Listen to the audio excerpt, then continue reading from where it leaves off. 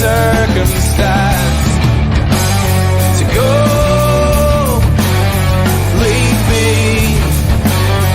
run like you've never run before.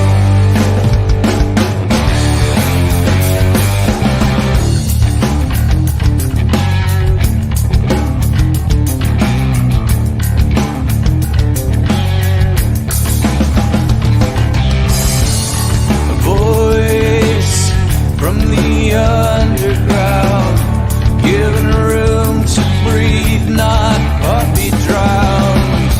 So die if you get the chance. Better men than you've been, let this dance to go. Leave me, run like you've never run before.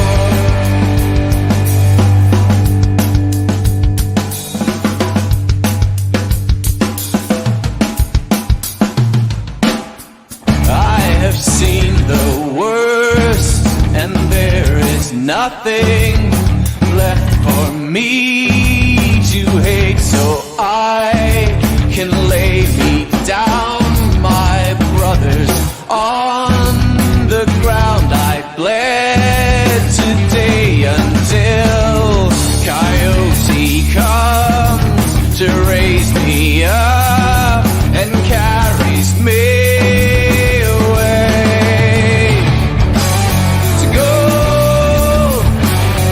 leave me, run like you never did. No, believe me, run like you've never run before. Yeah.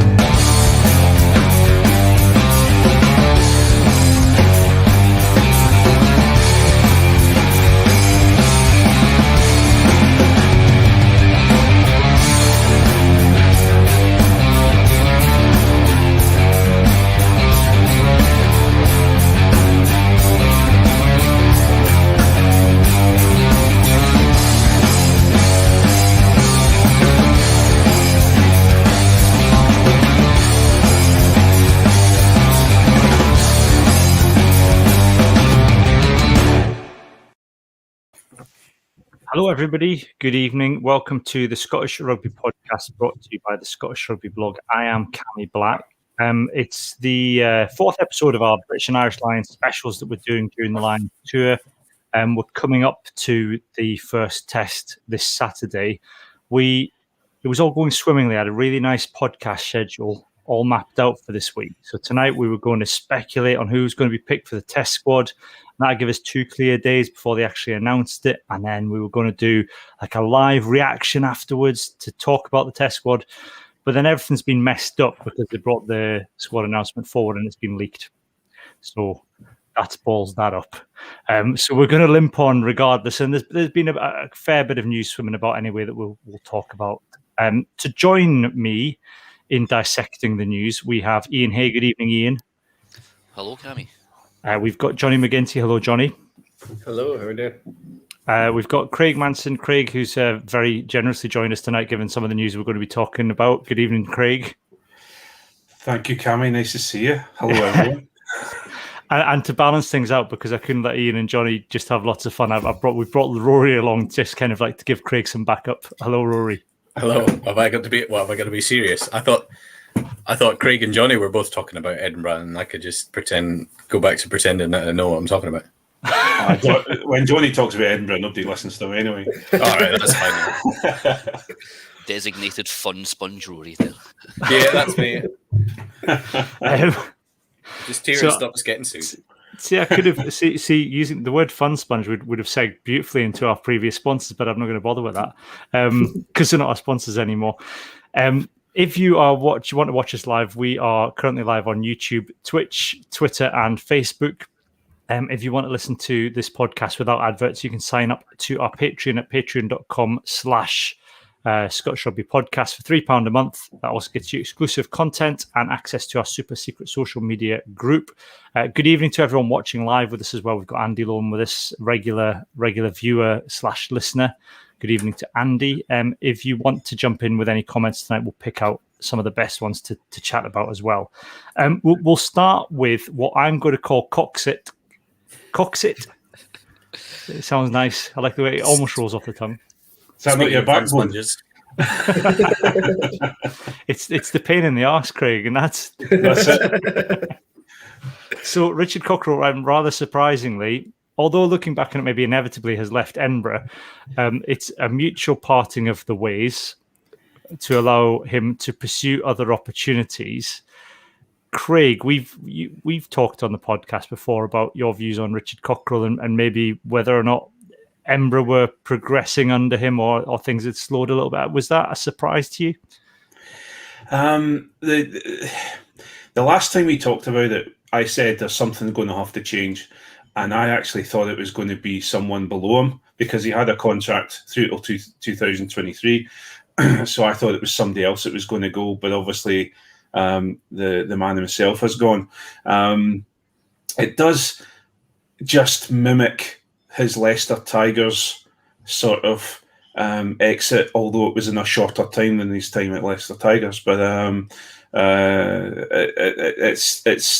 it's kind of just comes in, makes a huge difference. Unfortunately, he didn't win anything with Edinburgh, but he won plenty with Leicester. And then the old way of bludgeoning and punching your way through to winning within either the Premiership or in the Pro 14 or the Ultimate Rugby Championship that it's now called it isn't the way, or people can read it a lot quicker, and the game has outgrown him. And I think it's got to that point where, it's not surprising, but it was surprising if you understand what I mean. Yeah. I think, Rory, it's maybe, I don't want to speculate too much, I'll be sued, but it seems unusual the way this has come about, because if it was the SRU's decision, you would think, given he's got a contract till 2023, there would be some money exchanging hands the other one way. And if it was that an opportunity had presented itself that he wanted to pursue, that the SRU would be getting money the other way. So the fact that it's been mutual would suspect there have been some issues that we aren't party to, although John Barclay has written in the Times today about some of them, that have kind of forced a kind of mutual agreement that of a kind of. So what was it when Gwyneth Paltrow split up with the lad for Coldplay? Conscious uncoupling. Yeah, that's it. Yeah. They've had a conscious uncoupling in which neither party has to pay the other any money. Yeah, I mean, it seems like they were, from the wording of the press release, where they agreed to come to an agreement. It sounds like they decided at the end of last season that it wasn't continuing, but this being the SRU, they then decided to leave it till the week after pre-season starts to announce it, even though it seems like they knew about it. Either that or Hamish Watson's phoned up from South Africa and says, look, I know it's bad here with the COVID, but I'm not coming back if Cockers is taking pre-season. There's people actually rioting in the streets in South Africa, but I'm not willing to leave the country unless he goes. Johnny, I think there was maybe a little bit of envy, I suppose, from Glasgow fans that Edinburgh got Cockerill, someone of his kind of calibre. I know you had Dave Rennie for a little bit, and we know how that worked out. But was it a surprise to you that Cockerill went? I think, it was obviously coming. Surprised at when it came. The other thing that you mentioned, Dave Rennie, is that I'm beginning to suspect that this might be a Pro 14 problem or a URC now problem, that the turnover of coaches, head coaches in the Pro 14 that go to seek a new opportunity is, outside of Leinster, it's unbelievable. I mean, even in just the last 5 years, we've lost Townsend, then we lost Rennie. Edinburgh have now lost Cockerill. Scarlet's lost Brad Moore, and then they got rid of Glenn Delaney, and then they lost Dwayne Peel already because he's going to Cardiff.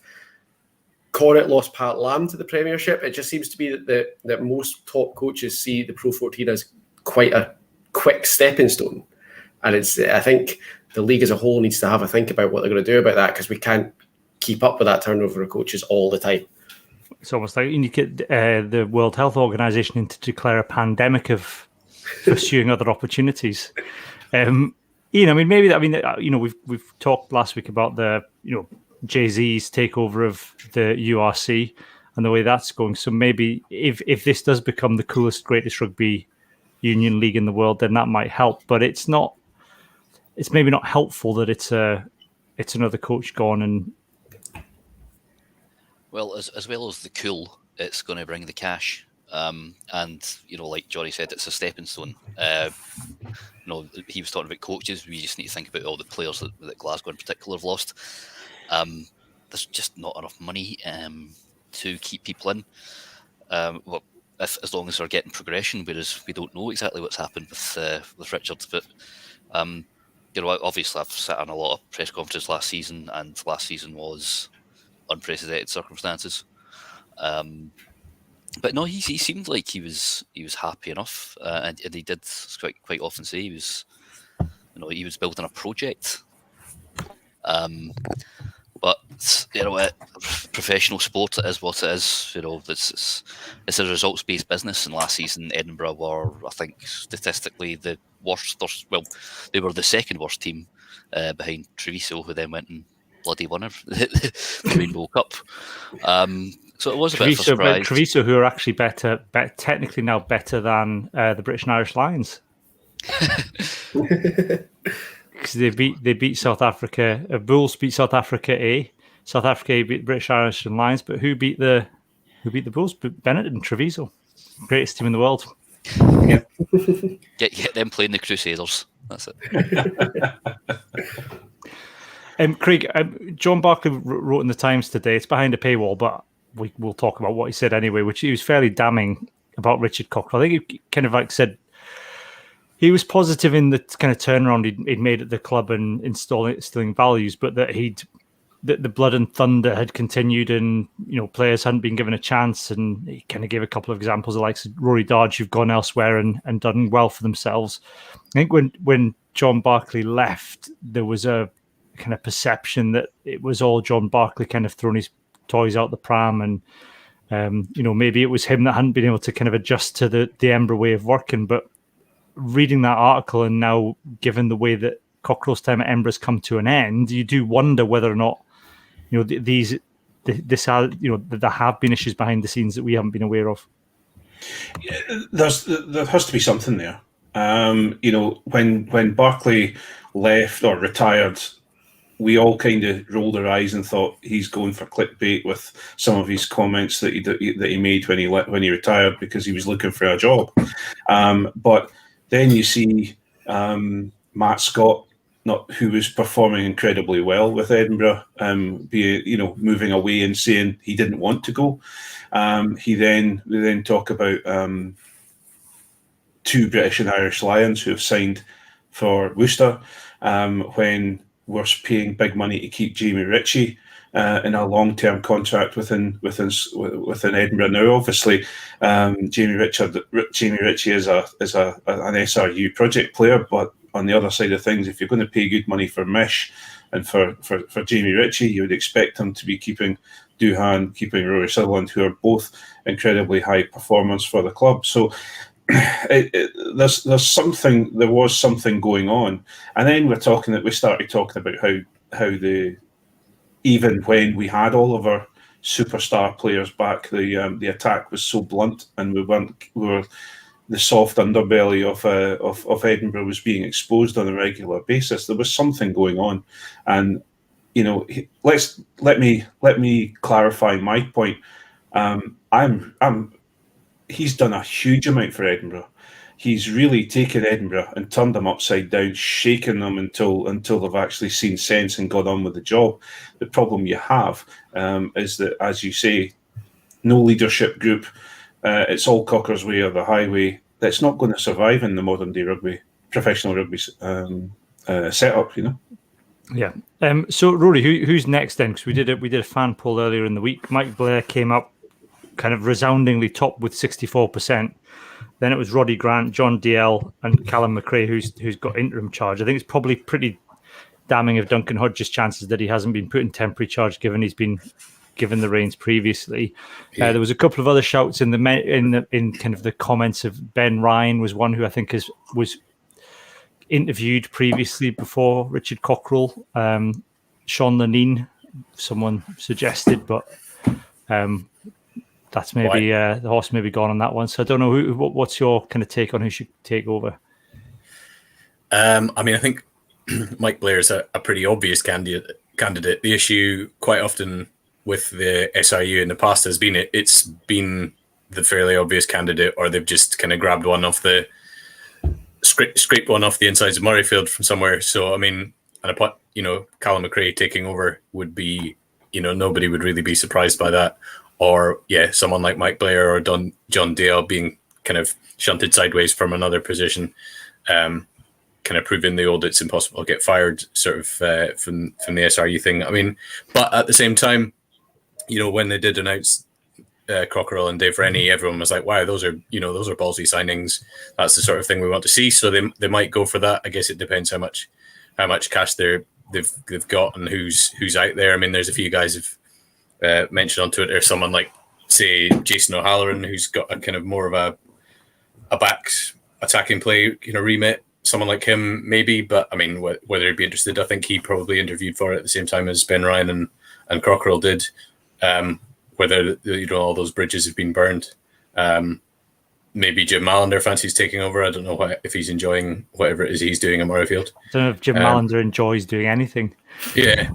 I mean, certainly Mike Blair, in terms of his kind of background with Edinburgh and his kind of attacking pedigree, you would think would be a good fit if he's a great coach, but nobody really seems to know because he's not that experienced. Do you want to give him? Is it time for another rebuilding period at Edinburgh? Because that's what it would be if they brought in someone new. I mean, they've lost a lot of players, but they need. It was clear when Cockers came in, they needed someone to give them a kick up the backside, and he gave them that. But I mean, that's Cockers and Solomon, two kind of old school coaches that they've had. They need someone a bit more modern in the Tooney mindset, if you like, who's open to new ideas and is building more of a kind of, going and learning from other sports and all that sort of modern coaching stuff rather than just shouting at them. Yeah. Johnny, I mean, from a Glasgow point of view, you've had the internal appointment of someone like Gregor Townsend that's gone extremely well. There's a lot of Edinburgh fans in my mentions on that poll kind of shouting for a big name, and in the words of somebody like Dave Rennie, but that didn't particularly work out very well for Glasgow overall. I suppose that from a performance point of view and results point of view, it did work out well. For a legacy point of view and building something longer term at Glasgow, probably not. So what do you think in Edinburgh's interest? Is it an internal appointment to develop a Scottish coach, or do they need to go and find a big name? I think it depends what they want to do, to be honest. I mean, like Rory says, there's certain appointment that's going to mean a full rebuild. And do you want to do that in the first year of this new competition? Or do you want to go out and get somebody who you think can make you competitive straight away? Which kind of basically happened with us with Dave Rennie. But then, like you say, once he moves on, and they do seem to move on at a fair rate from the URC, and then are you left with having to do a full rebuild anyway? So there's pros and cons to both. And I think it kind of comes down to what the SRU and what Edinburgh want to do now, whether they want to go into this new URC, starting a full rebuild and just saying, it's a new competition, we've got a new coaching structure, let's just start from the bottom, or do they want to get into the competition aiming to get straight into the Champions Cup, compete at the sharp end of the competition, in which case you need to get in somebody that's got the pedigree to do it straight away. What would your choice be then, Ian? I selected Roddy Grant from your options. Young up and coming coach, knows the place inside out, and also one thing that could be a factor is Edinburgh fans might want to get a big name, money. Again, the be all and end all, and obviously we know due to everything that's been going on, money is a bit tight. So I don't think they will massively push the boat out. Also, like Craig said, they've got two massive players to fill there with Rory Sutherland and Duhan van der Merwe. Last year as well, we noticed that their standoff options were basically Nathan Chamberlain or nobody. Once Duhan van der Merwe, Jaco van der Walt got called up. So I do think there needs to be a bit of a player overhaul, and I don't think they will push the boat out hugely. So I think it will be an internal move. So somebody like, I think Roddy Grant would be a good choice, but Mike Blair could also very much get the job. But if you do that, you're disrupting the national team. So that's one thing to factor. That was one of my shouts, but it will disrupt the national team, and that was Brian Eason. Brian knows Edinburgh. He's coached at Edinburgh before, and he's a well-respected coach. And I think he could probably do something with Edinburgh. But again, he's already he's in on the Scotland women's side of things now. So it depends if he would. I don't know if they would want to move him at this moment in time. But I think you could. What would be your preference then, Craig, as an Edinburgh fan? Would it be for? Are you? Because it's that difficult, isn't it? Because we've talked for a while now about giving Scottish coaches development opportunities and the ability to step into the big roles, but at the same time, it's a big step up. It is, but again, we can't go any further down the league than we already are. So it would be an interesting option to bring someone in. We have a strong forward pack. We have a strong forward ethos now that can be continued on. I think we need to bring in someone who's going to open up the back play. So if we ended up with Mike Blair, I wouldn't be sitting here complaining. And that's one of the reasons I mentioned Brian Eason as well. But I don't personally, out of your poll, I went Mike Blair just because I think it's the easier, least expensive, most bang for the buck sort of move. But because the problem you have is if you bring someone in, a big name, pay them big money, you're taking that away from the team, and really it's the guys on the pitch that are going out there that are drawing the people in, the fans in, the people who have just spent all the money on season tickets, who then, that's one of the things that really rips my knitting, is the fact that that it's quite obvious that they knew Cockerill was going and they kept it all quiet until everybody, look at the record sales of the season tickets, and then all of a sudden, oh, by the way, Cockerill's gone. I think that's a typical SRU move. Not to get sued, but they'll just not let Ian into any more games. But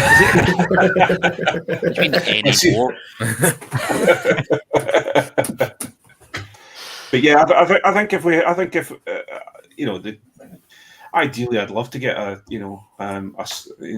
love to get Scott Robertson over from the Crusaders, but that's not going to happen. So you pretty much know it's going to be someone from within. Roddy Grant might be a great move and but you're going to have to pay money for him to come back over. So I reckon it's going to be an internal one.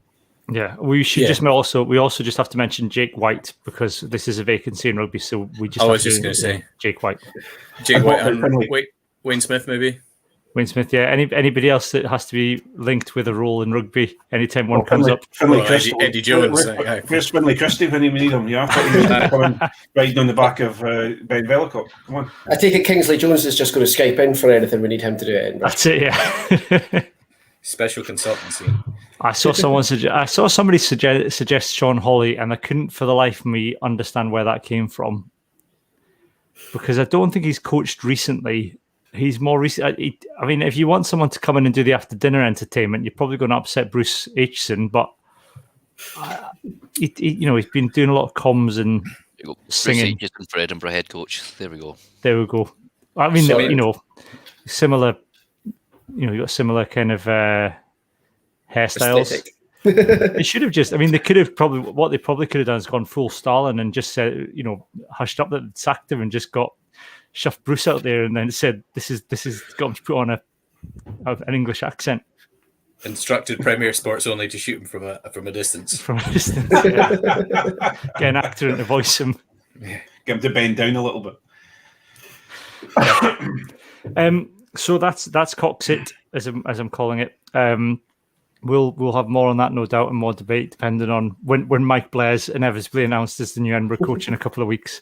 The other news today was the Xander Ferguson, Ian, has signed an extension to his contract. Now, using our SRU contract translator, I had extension down as a 1-year deal, but you think it's 2.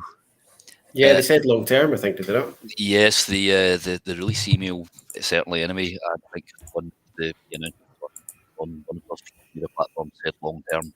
So I believe that's 3 years uh, under our translator, but it might be 2. It is, but also we need to remember he's just had a little baby, so he probably doesn't want to up sticks and lose out on free childcare with the grandparents.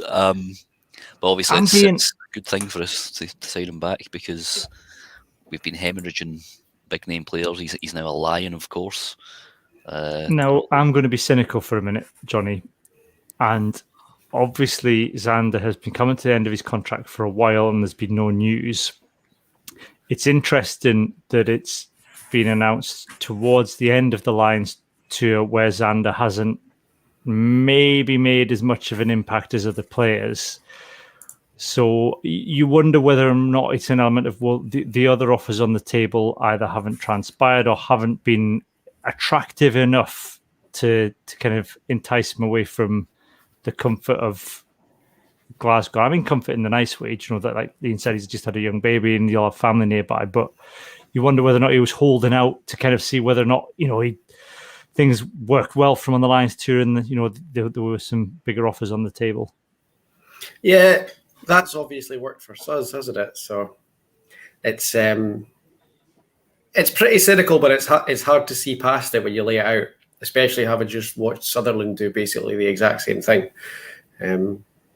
Glasgow have got so many good props now, I think, and Xander is obviously the core of that. And he's although you forget how young he is, he's obviously the sort of the leader of the front row, and he's a Lion now. But I mean, we've got Keble there, we've got Peretto, Berger and Jamie Batty coming in, Murray McCallum's come in. So Glasgow's stacked with props, and I can see why Xander would maybe want to stick around and be involved.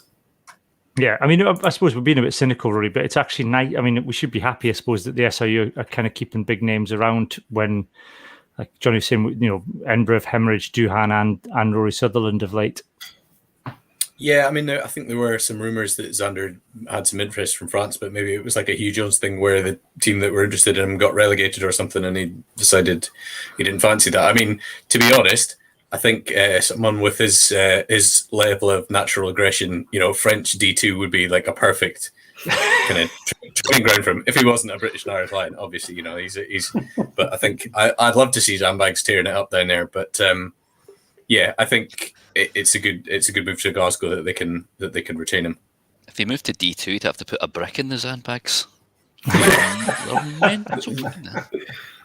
You would never see him in a Scotland shirt again, because I think all the suspensions would carry over to international, wouldn't it? I mean, yeah, if he had got a move to France, you know, he could have naturally finished off in D2 like Biggers. He finished off down there, did he not?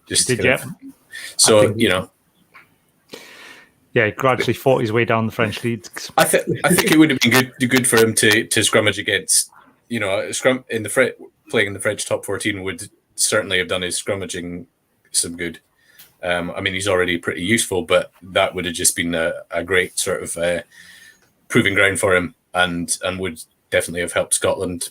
But yeah, as you say, maybe the young family, maybe it was sort of non-rugby reasons that kept him here. We forget he gets 4 games to scrummage against South Africans now as well from this season. So it's not week in, week out like in the top 14, but it is facing the Springboks 4 times a year, basically. So. You see as well, speaking of props, I mean, Glasgow lost a fair number. Darcy Ray, Adam Nichol, they've all gone. I see Aki Suley has just signed for the Dragons. Yeah. Yeah. Interesting. Yeah, It's Craig- probably not one of his 40s, but running about like a lunatic definitely was. Craig, where because it was a bit of a, Murray McCallum had been let go and then suddenly pops up at Glasgow as is tradition for Edinburgh cast-offs, to have his second wind.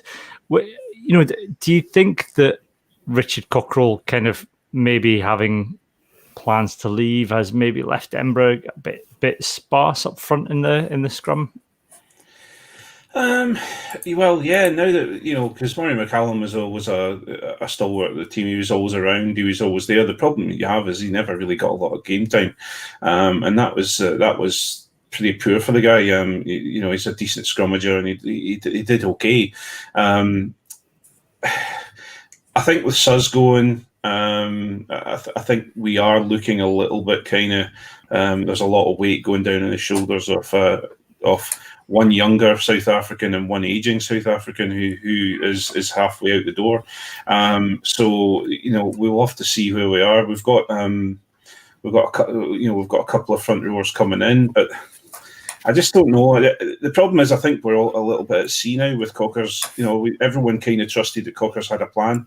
And everything was moving forward, and then all of a sudden it's all kind of upside down. So right at this moment in time, I'm not sure where we are. And I suppose you've now got Pierre Schumann's going to be Scottish qualified. I think he may be, as of next week, Scottish qualified, unless there's a massive injury in the South African front row and they decide to call him up. This is surprising the third tests. But they would. I'm a great Schumann believer, so I think they would do. They wouldn't do too bad if they called him up. Yeah, but I mean, it's not. I suppose he's likely to be called up, so it maybe leaves come the autumn internationals. It's going to leave Edinburgh a little bit light, perhaps. Yeah, very much so. And I think that's going to be the challenge of whoever's coming in. They're going to have to.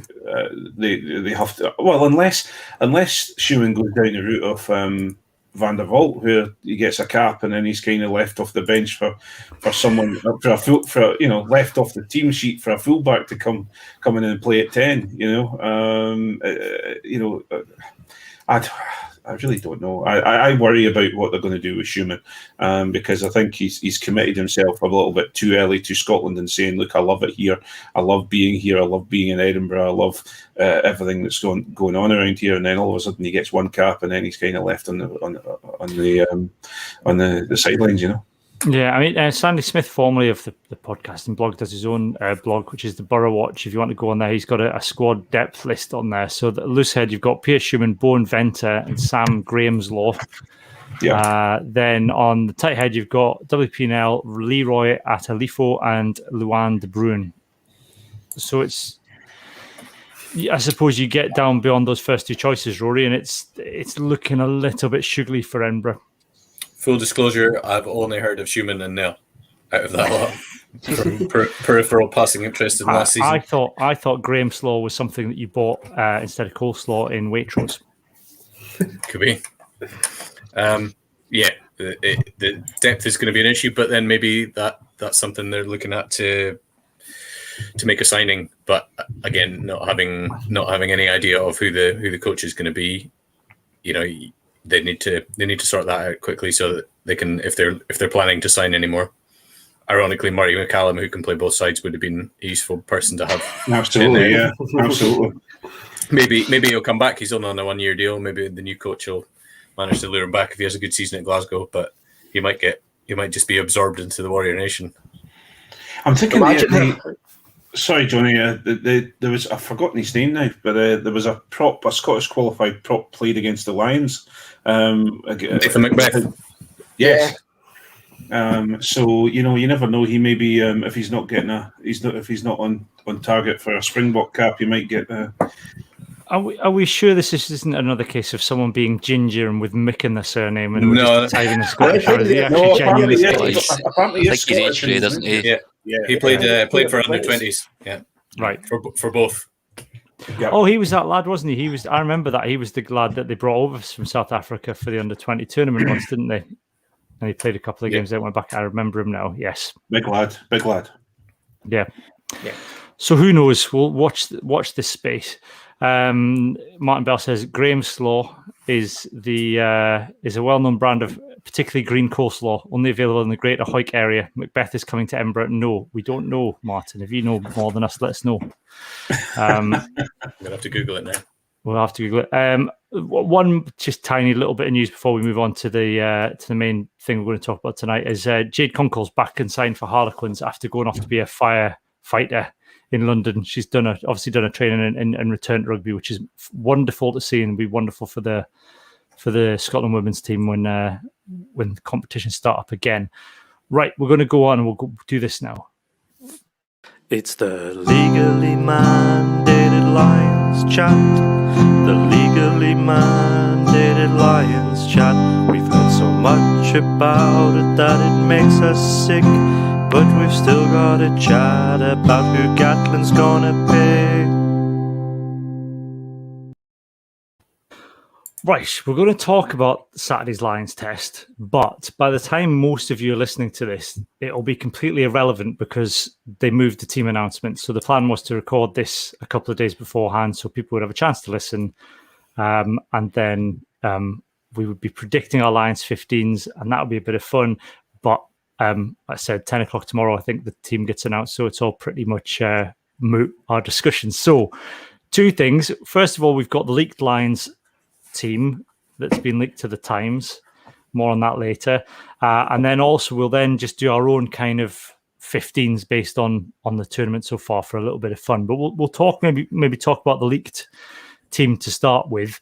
So according to the Times, the British and Irish Lions team to face South Africa on Saturday will be Stuart Hogg, Anthony Watson, Elliot Daley and Robbie Henshaw, Duhan van der Merwe, Dan Biggar, Ali Price, Wyn Jones, Luke Cowan-Dickey, Tig Furlong. It's like Tiger without the R apparently. Alan Wyn-Jones, Mario Itoje, Courtney Laws, Tom Curry, and Jack Conan. And then on the bench, Ken Owens, Rory Sutherland, Kyle Sinclair, Tag Byrne, Hamish Watson, Ian Henderson, Conor Murray, and Owen Farrell. Now, I'm not entirely 100% convinced that is going to be the team, because Russ Petty put something on Twitter earlier that said within that team there's only one combination that have played together so far on this tour, whereas in previous tours you're talking double figures before you get into the first test match. Ian, it wouldn't though. A few people are saying this is the kind of crap that Gatlin pulls, but it's also the kind of crap that Gregor Townsend likes to pull as well. So do you see this being the test squad? I'll believe it when I officially see it. Yeah, like you said, a lot of the combinations have played together. Robbie Henshaw's not played very often. What I am particularly enjoying is seeing the meltdowns from other countries that Ali Price has been picked. Even though he's been far the best scrum half on the tour, and I don't think you can say otherwise. If you want a meltdown, just look at the top right corner of your screen, you'll get one. Isn't that right, Mr. Manson? I'm not melting down at all. I have said regularly on this podcast that I am due a fiver because I never even thought that Ali Price should be going. And look at the play that he's been. Well, either that or the other two scrum halves have performed incredibly poorly. But I'm over the moon for Ali Price and kind of gutted that I have to say that you were right, Johnny. Yeah, I mean, it's not. I suppose if that is the squad, it seems to me that they've decided to do what we've said all along they shouldn't do, which is to try and match the box up front in terms of physicality, Johnny, that they've put Courtney Laws on the flank, I suppose, to counter the South African threat. But I don't think you can win against the Springboks by trying to match them physically. You have to try and find a way to go around and over the top of them. Yeah. I don't know. Something about it just makes me think that there's just a few too many curveballs for it to be what the actual team's going to be. I mean, we know that Gatland and Townsend obviously both like the occasional curveball, but there's a lot in that squad, and it is a lot of looking like we're going to go out and beat up on South Africa, which you're not. Like, plain and simply, No, you're not. And there's all this chat about South Africa. I've got Quagga Smith started at 8, so it's not the hugest pack they could pick, and we can maybe kind of target that. But let's give him his full title: Edinburgh reject Quagga Smith. But yeah, I mean, I think he's obviously still in there for a reason. South Africa have got their bomb squad front row on the bench, so they're obviously coming out to make an impact, and then they're going to bring those guys on and try and blow our set piece away. And I don't think that looking at that and trying to match it is the way to go. But Gatland's the one who's won and drawn the tour, so if that's his team, we'll trust it. The only thing I can think, Rory, with some of these selections is that if the plan has been from the start that you're going to utilise Finn Russell in some way during games, and he's still on tour and is apparently ready for the second test, going to be fit for the second test. And I think you said in the group chat the other day that you don't. These tours are brutal. You don't keep somebody around unless you're going to use them. So my only thought with this is that they've got a plan to kick behind the Springboks, and they need 2 kickers in the backfield to do that. And in the absence of Finn Russell, the only person who can do it alongside Stuart Hogg is Elliot Daley. So that's why he makes it. Maybe that's the only explanation I can see for him at 13, because otherwise, where's Chris Harris? Yeah, I mean, I thought Daly's been okay in the last couple of games that I've seen him in since they started playing him 13. But there's too much in that team. It's like what's the movie? Tinker Tailor Soldier Spy. Where they just release different sets of fake information to see where the leak is.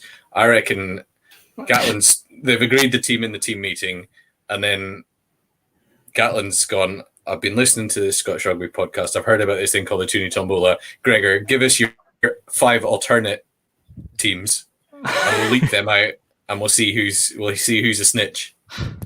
And it was Rebecca Vardy. Jack Conan at number 8. There's almost no evidence that he needs to be starting at number 8. I mean, how many times has he played? It feels like he's only played one game and not really done much of anything. So they're throwing him in for the first test. I mean, I get Faletau hasn't been as impressive as everyone was kind of hoping he would be, but I just think it seems weird that the other thing about the combinations as well, the front row combinations. Gatland's pretty astute, and that feels. I mean, you're right. It feels more like a Townsend thing to do, to just kind of completely ignore the evidence of 3-4 weeks and just pull something strange out of the air and bamboozle the Springboks. The big omission for me is Byrne, because he's actually been superb. Yeah. And as well, he's really good over the ball. He's a line option as well, because he's like 6'5", 6'6". But the main thing is he's been playing out his skin. He's just a really good all-round, all-action flanker and versatile. So I think Conan's played twice, and I think he's played really well. But maybe just because Faletau hasn't hit the peaks we were expecting. But yes, I'll let someone else talk now. Sorry for jutting in there. But it's just because I think leaving Byrne out, I think it's just daft. Yeah, well, again, that's another signal that it can't be real, because that seems ludicrous. Even up to is he on the bench in that squad? I think maybe he's in the bench. I mean, the bench looks a bit wonky as well with it. I mean, Murray and Farrell as your 2 replacements. You're relying a lot on. I mean, I suppose you rely. Goal kicking. I suppose, I mean, that's a Scotland split, right? That you would have Hastings and, Horn or another scrum half on the bench, with knowing that Hastings can come on and cover fullback, and that there's enough coverage on the pitch in someone like, if you have Chris Harris playing, I suppose, like with Elliot Daley can cover fullback. So I suppose that if they were doing that, there is enough coverage elsewhere on the pitch to fill in, and that Farrell can cover 10 and 12. Otherwise, I suppose with Finn Russell out, unless you're going to put Marcus Smith on the bench, which seems outrageous. I mean, it'd be fun, but it seems outrageous. Then Farrell is the natural choice to be on the bench, because he's the only, unless you're talking about playing Stuart Hogg at 10 in a Lions test match, which is utter madness, Craig. Yes, I've said that many times. I've always preferred my Hoggy at 15, to be perfectly honest with you. No, I you see, this is the whole thing. This is what throws me completely, and what we've constantly gone on about. Everyone says, "Oh, Mish is too small to go up against the mightier South Africans," and everyone said, "Well, no, hold on a minute. We're trying to play a different way. You can't match the Springboks up front. You can't take them on heavy, so you're going to go." And that's how it seems to have shown with, for example, having Mish, having the backline that they have, using, okay, fair enough, Duhan out in the wing is a big lad, but he's a fast big lad.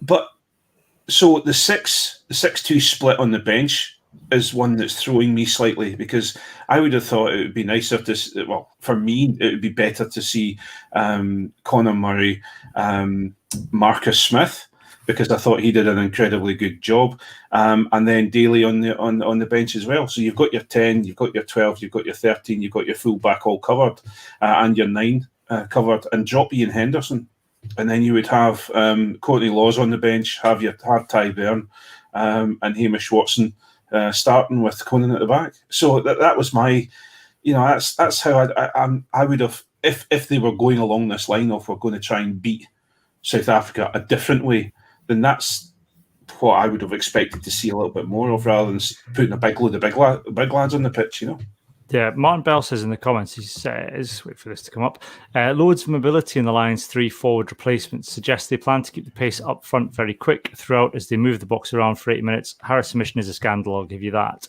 I mean, the only thing I can think with that is that Hamish Watson, for me, is an 80-minute player.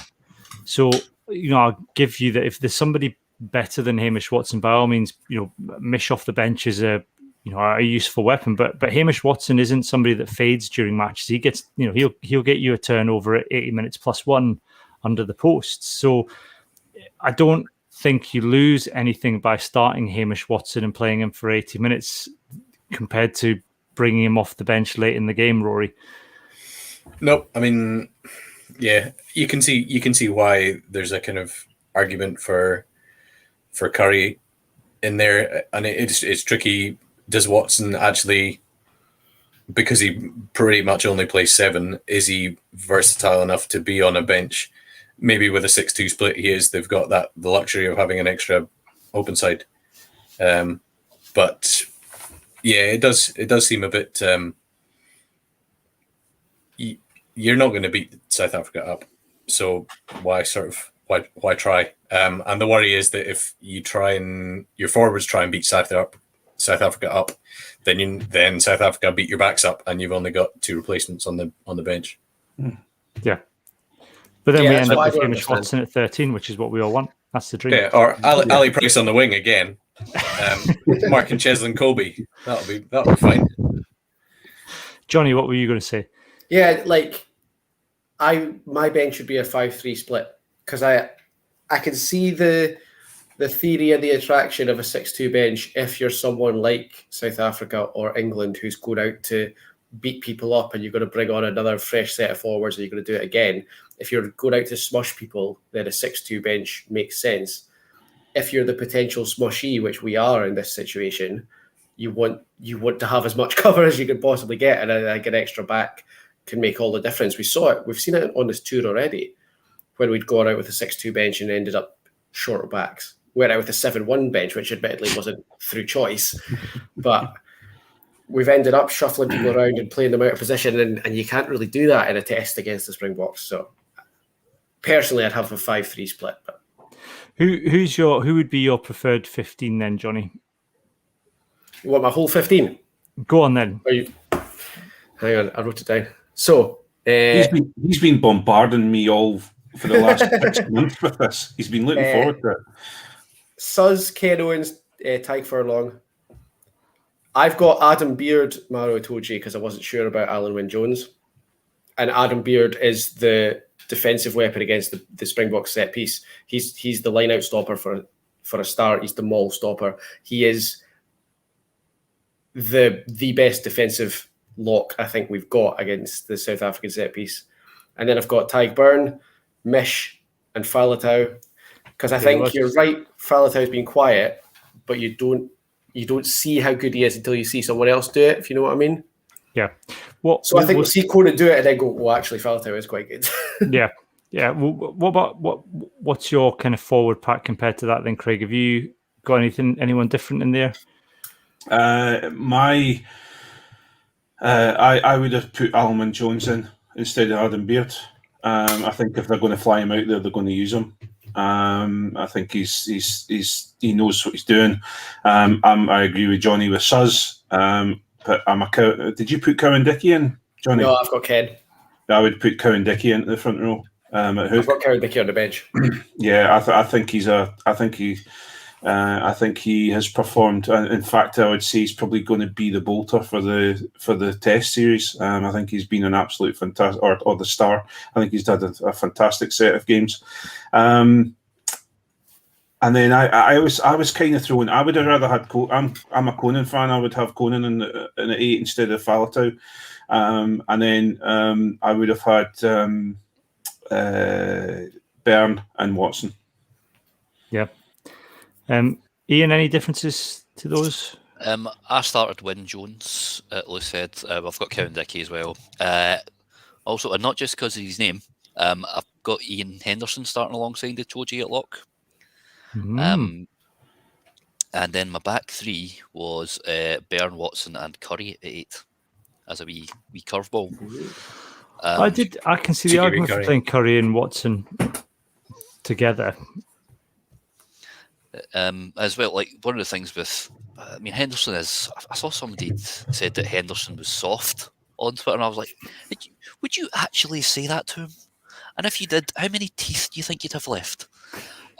It's just chaos. I mean, Henderson as well. He's versatile and can go to flanker if he's injured. I had AWG on the bench because I'm not sure he's going to be fully cardio fit. I think he'll start the second and third test, but I don't think he'll start this one. Ian Henderson, to me, I think the problem with Ian Henderson, why people think he's soft, is because of his face. He's got a baby face, so he looks like 3 small children standing on top of each other in a trench coat.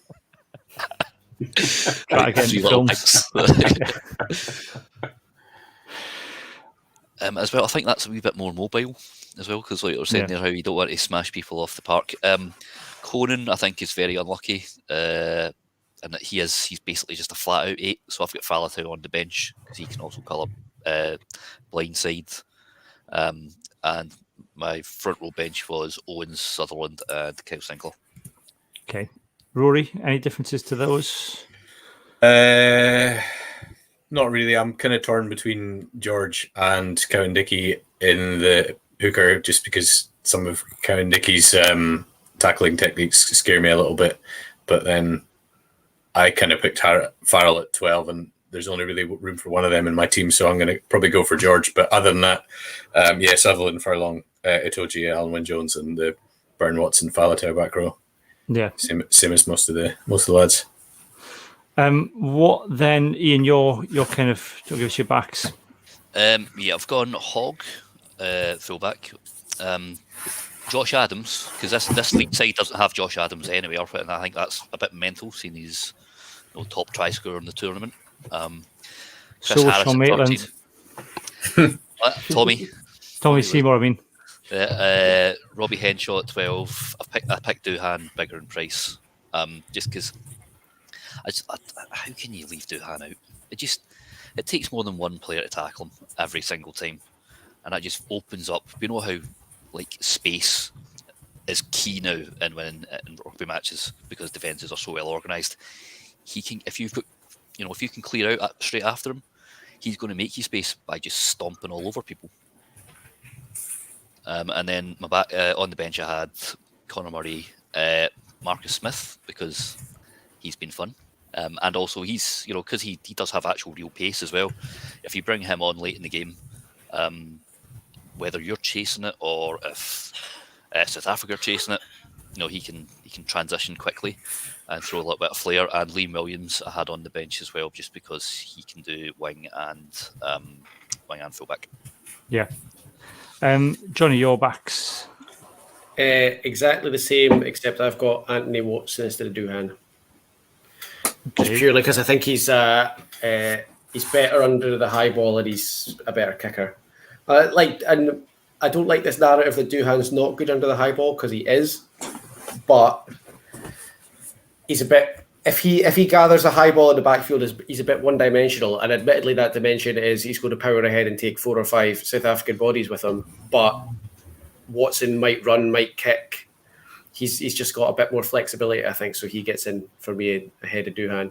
And then I've got Murray, Farrell and Daley on the bench, and that's just purely for the versatility that they could all, Farrell and Daley could all cover multiple positions. So yeah. Craig, any differences for you? No major differences. I went with Watson on the wing along with Duhan. Hogg at the back, Harris, and then Bigger, and obviously Ali Price. I'm going to say it, Johnny. Ali Price at 9. But on my bench, I would have Marcus Smith, Conor Murray, and I would also have Elliot Daley. Yeah. Rory? Yeah, much the same. Hogg. In fact, probably not that much the same. I've gone Bigger and Price at a halfback. Wings, I've gone for Williams just because I've been slagging him off all week, and Adams. And in the centre, I've gone for Farrell and Harris because this is a fantasy team. It's not a realistic Lions team. And so I've just had to throw my bench together there now, and that means I've gone for a 6-2 bench. So you can pretty much disregard everything I said a minute ago. So we'll see what the actual test team is tomorrow. The plan is that on Thursday evening, we're going to do a live podcast that will be live on YouTube for everybody, but available to Patreons only for on Facebook and as an audio download as well. And we'll talk in a bit more detail about the South African squad and the actual Lion squad as that's been announced as well. We're going to move on. We're going to do this now.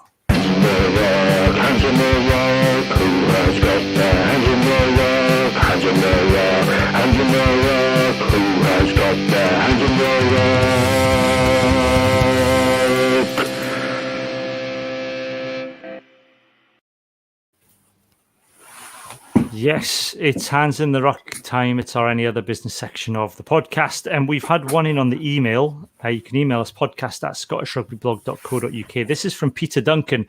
And I have clarified it is sadly not the Peter Duncan from Blue Peter, but Peter's very welcome anyway. He did apologise for not being Peter Duncan from Blue Peter. He said, my Hands in the Ruck is Scottish players signing for poor English Premierships teams. Both Rory Sutherland and Duhan van der Merwe have signed for Worcester, who are consistently fighting in the relegation zone. I would have thought these two in particular could find a better club.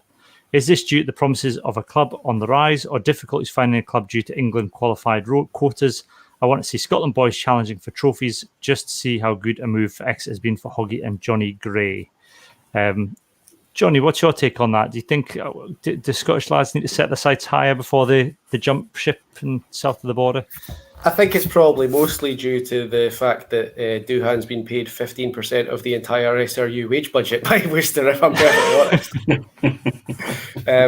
I think, and it is a really valid point because the guys who have gone to Exeter have done really, really well. And Johnny Gray in particular has developed all aspects of his game at Exeter that he couldn't do at Glasgow because he was relied on to do all the tackling in Glasgow. And had become a bit one-dimensional. Now he's surrounded by better players at Exeter. He's developed other aspects of his game, and it has been brilliant for him and for Scotland, and the same with Hoggy and the same with all the other guys.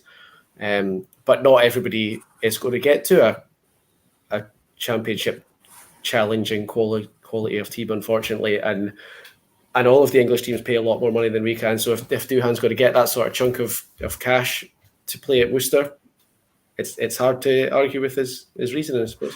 I suppose the worry though, Rory, is that a lot of players that we've seen for Scotland who've been, in the international setup, really kind of key players have then gone down south and have faded away. I think someone like Josh Strauss, for example, very well at Glasgow, and then kind of went to Sale and slowly drifted away from the international setup. Yeah, I mean, there's always. It seems to happen. I think part of it's maybe a rating. There's how other clubs or other management teams rate the Scottish players. I mean, you probably if you look at the Premiership teams, maybe nobody other than Worcester thought that Rory Sutherland and Doohan were going to be Lions. I bet they could get their pick of the teams now if they were negotiating a new contract.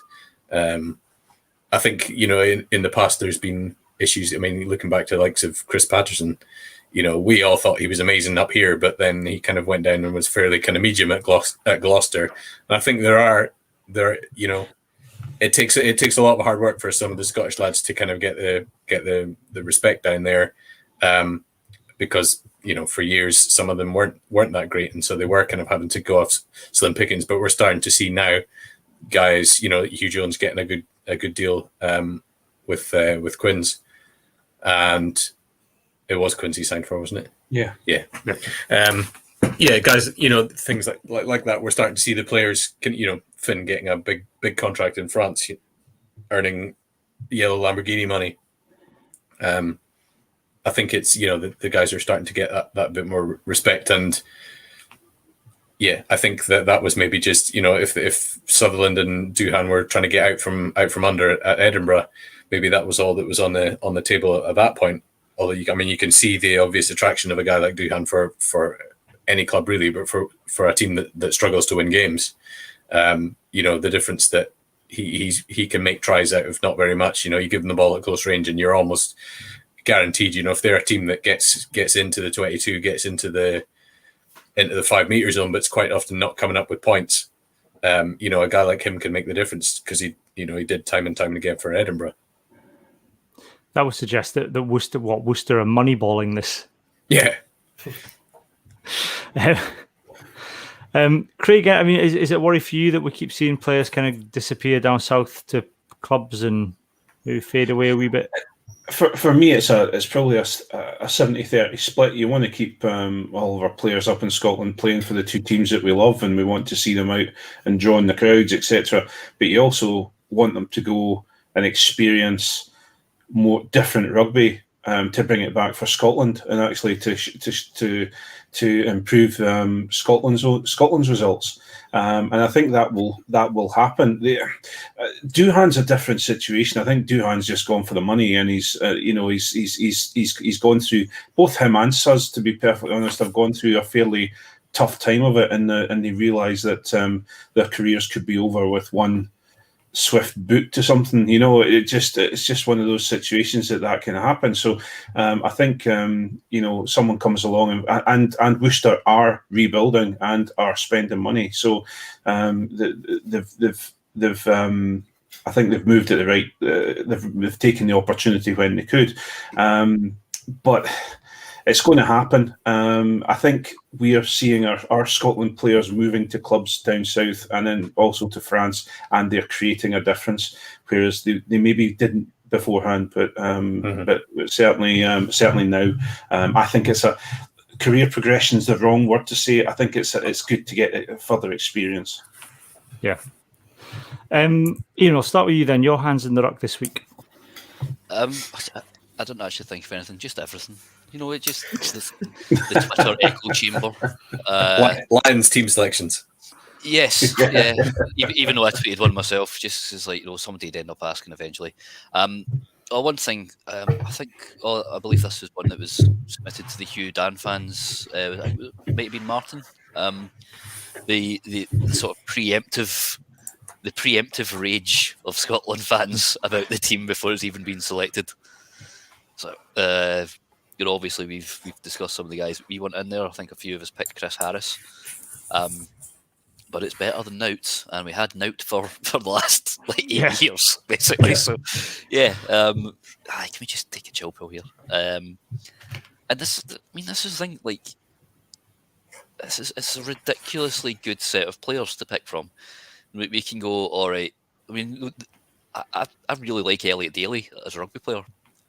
My only concern playing him at 13, I actually think 13 is his best position going forward. But I don't think he's a great defender. I think he gets himself a wee bit out of position at times, and he misses some tackles you'd expect somebody playing in that position to make. And obviously, South Africa's all about Jim Hamilton's favourite word, the physicality. So if he messes that up, that's going to be a problem. But I mean, otherwise, going forward, he's very strong. But I just, there's so many good players here, and you can pick and choose and be. Don't be an asshole like some of our neighbours who just completely disparage people. I've seen people going, Ali Price isn't fit to lace Conor Murray's boots.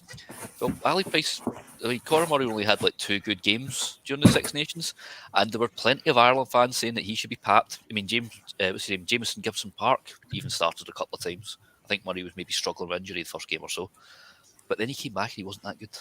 I know, but just because their favourites aren't being picked, that's them throwing their toys at the pram.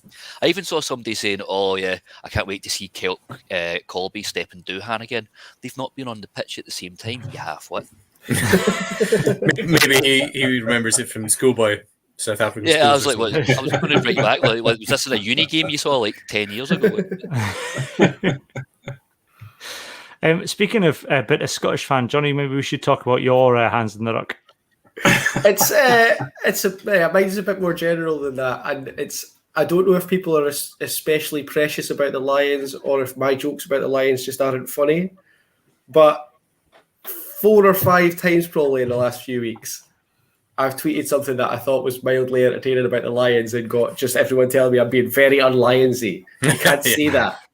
You're supposed to love everybody in the Lions. Stop saying that. Because the first one, I think I tweeted saying, if I was Dan Bigger and Josh Adams, in every game plan meeting, I would say to Owen Farrell, listen, Owen, if we get a penalty inside the 22, I think you should ask if time's on and then do a cross kick. And the English got their hands on that and they did not like it at all. And I was like, guys, I thought it was quite funny. And then it seems to happen about once a week. And like, I love the Lions. I'm like a fully bought-in Lionsy person, but I also quite like winding people up, and everyone seems to be really precious about it. Yeah. I mean, nobody. I don't think at the minute. I don't think it's not like other tours. I don't think anybody's genuinely going to start supporting South Africa in Scotland unless you're, unless you're the chap that Johnny and I engaged with today, who was an ultra kind of nationalistic Scot who believed it was a British imperialist project, completely ignoring the fact it's Irish as well, and the feelings they might have about that sentiment. But I think, it's, I don't think anybody's seriously talking about supporting South Africa right now, and I think there'll be enough representation in this Lions team to kind of negate that anyway. But it's still funny to joke about it, though, Johnny, right? Yeah, exactly. Well, that's what I thought, but maybe I'm just not funny. I suppose that there is an element of that. I think it would be hilarious. You know how like each nation sort of. I don't know if they've done it this year, but they suggest a song from each country to sing. See if one of the Irish said, "Oh, come out, you black and tans." That would be hilarious. Yeah, I bet Ian Henderson would love that.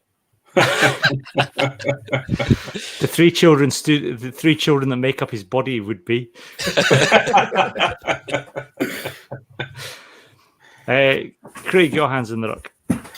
I unfortunately, my hands in the ruck is a bit of a personal one, and I'm really, really, really, really upset about it.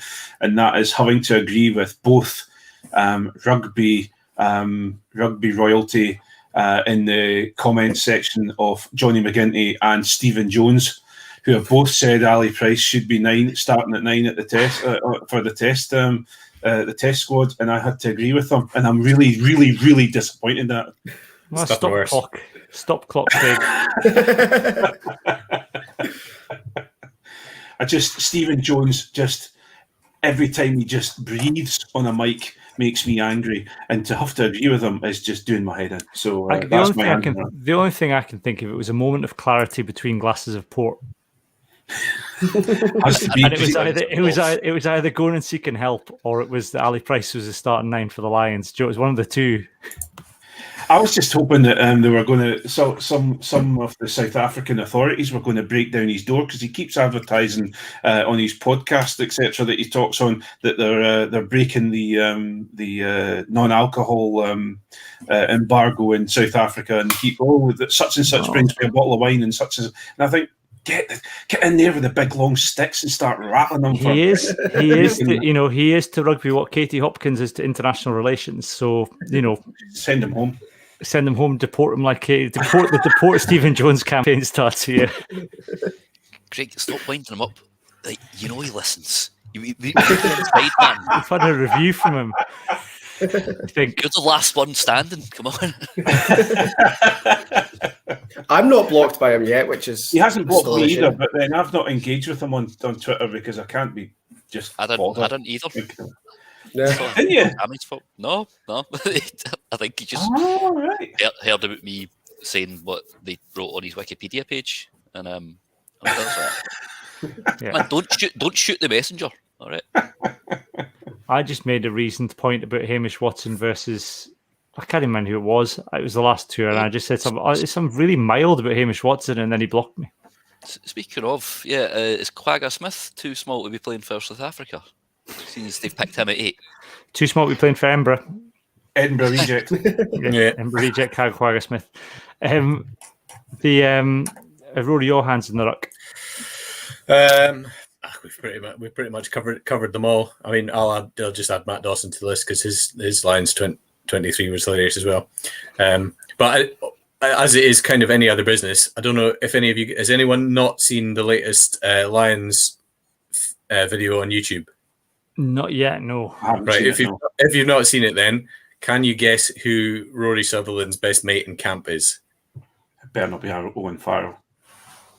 There's footage of them playing pool, cuddling, laughing and joking. Please And not Courtney Laws. nail on the head there, Johnny. Nail on the head. No, Suz. Oh, he's gone down in my estimation. If you There's take your- him, there's your show hands him in the the ruck YouTube didn't YouTube rabbit holes. Yeah. Yeah, I'm not going to watch that now. that's upsetting. Alan Robertson says, hands in the ruck. You only have to watch Tom Curry to understand why he's first choice. That's his hands in the ruck. People saying that. Yeah. Did you see Animal, there's another one. Kev Miller's stat off? Hamish Watson, who I still think whenever he's played has made the most tackles per game, or he certainly Yep. has 2 or Yep. 3 that I've watched, hasn't missed a single one. And Tom Curry has missed something like 8, I think, wasn't it? I think Hamish Watson hasn't missed a tackle in 2 years now, apparently, Yeah, and hasn't conceded a penalty in, I can't remember this, like a number of entire games. life. Yeah. apart from his Scotland debut. The debut against Italy, yeah. That Yeah, wasn't he's his fault, bless him. Ever since then, he's like, you know what? I'm staying the hell away from all these. It's like he got a look from Vern Cotter after that game and thought never again. His soul. My hands in the ruck was a very Brexity article on Rugby Pass, and I say Brexity in the loosest sense of the word, more just the kind of the good old days sense of Brexit. That somebody had posted saying that they were appalled by the amount of sledging that goes on in rugby matches these days, and that never went on in their day. And I was like, dude, I played rugby to like under 16 level, right, in the 90s, and sledging was ever present. Even at like when I was 12 and playing rugby, you would sledge and swear at each other. They should hear some of the stuff that me and Craig say about each other, never mind the opposition. Well, I was going to say that's something else I've said to it. I remember a touring match once came to Berwick. There's a touring youth team came to Berwick once, and they only had 13 lads in the team, so they lent a couple of players over. It was me and a couple of other lads, and we just spent the entire time abusing our own teammates on the other side, which is really good fun, and telling the other team, the touring team, all the names to call them that would really wind them up. So it's just ridiculous. I think it just winds me up in the rugby. Rugby's particularly bad for it. I'm sure all sports are to a certain extent, but rugby seems particularly bad at people kind of harking back to the good old days that never actually bloody existed in the first place. There is one part of the good old days that is true, is that the tackle height was slightly lower. People tackled around the legs, and scrums went down straight away. And They just got on with it. Hear the advice that John McGinn gave to Stephen O'Donnell when Jack Grealish came on when Scotland were playing England at the football a couple of weeks ago. Yeah, He's just like, it's like, right, don't wind him up, because if you wind him up, he gets really angry. He's really good when he's angry. Just compliment him. So Stephen O'Donnell apparently spent like the last 20 minutes of that game just going, "You've got really nice calves. Your hair's lovely. Like, what are you using your hair? It's lovely looking, by the way." Just get it. That's the new. There That's you the go. new. Reverse sledging. Reverse sledging. Yeah. I think that would work on Hoggy. Yeah. On that note, then that's it for this episode. Like I said, we'll be back on Thursday evening to talk about the Springboks and the Lions team, however that might turn out. Thursday evening, so we'll be live on YouTube, and then for Patreons, that'll be live on the Facebook page that we have for you. Plus, we'll make it an audio download afterwards. I'm away next week, so John's in the hot seat for a kind of review of the first Tets match, and then we'll be back after that. Again, normal service will resume. John will try not to get banned from Facebook again. For the moment, though, it is goodbye from me and goodbye from Ian, Johnny, Craig, and Rory. Goodbye. Cheerio. Bye.